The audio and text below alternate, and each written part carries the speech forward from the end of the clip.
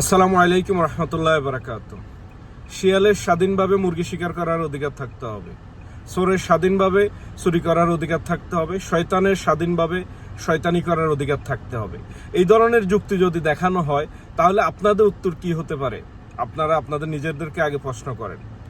এমনই বাংলাদেশে কিছু সোশ্যাল মিডিয়া এবং কিছু সুশীল সমাজ এখন সুর তুলতেছে আমলিক আর ৩২ নম্বরে বাড়িতে যাওয়ার অধিকার থাকতে হবে, শেখ মুজিবুর রহমানের বাসভবনে মোমবাতি দেওয়ার অধিকার থাকতে হবে।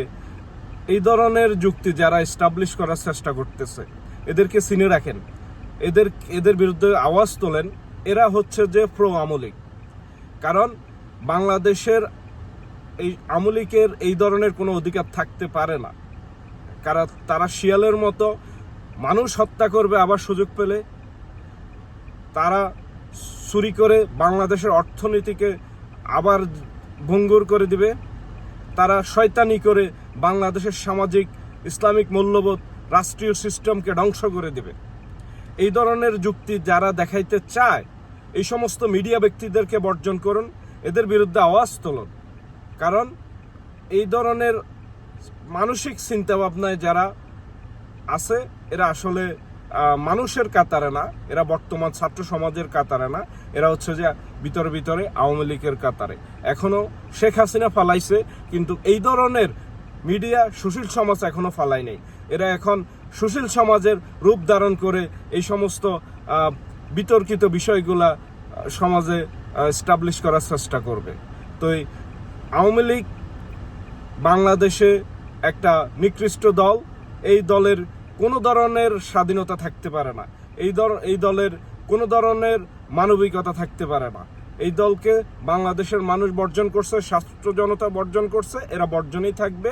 এরা তোবা করলে হবে না, এদেরকে তোবা করে দেশে আনা হলো, এদেরকে তোবা করার পরে ৯৬তে সুযোগ দেওয়া হলো, এদেরকে বারবার সুযোগ দেওয়া হয়েছে।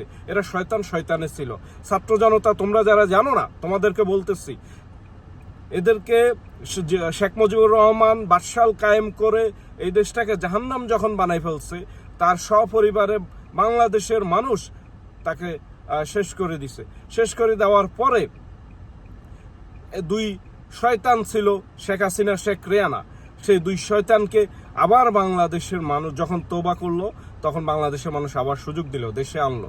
দেশে আনার পরে আজকে ৫ আগস্ট পর্যন্তই আপনারা যা দেখছেন, এটা আপনাদেরকে আর বলার কোনো অবকাশ নেই। আপনারা দেখছেন ৯৬তে, হয়তো যারা দেখেন নাই, ৯৬তে সেম থিং।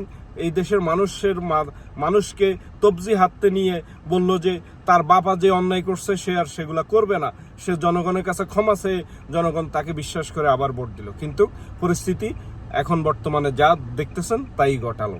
তো এদেরকে আর সুযোগ দেওয়ার সুযোগ নাই।